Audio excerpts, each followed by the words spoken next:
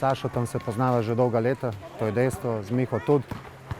Slovenija je majhna, se ni toliko velika, da se ne bi v basketu poznali. Tako da so izrazili željo, da bi trenirali, da se pripravljajo. Itak, se pravim, se vsi poznamo, z veseljem igramo skupaj, pomagamo si in seveda jim želim najboljše možne rezultate.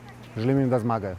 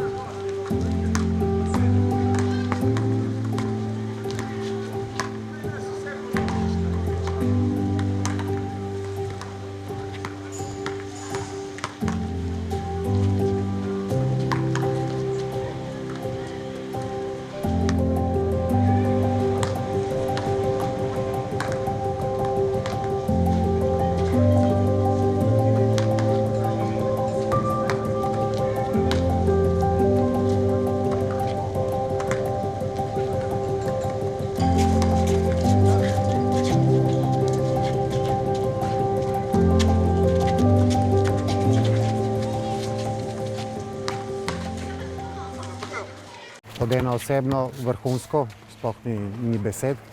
Kot ekipa vedno je prostor za napredek, ampak fantje so predvsem tisti prvi vtis, ki ga imaš, ki je meni tudi osebno kot igralcu ali pa nekomu, ki je v tem športu, najbolj pomembni je ta energija.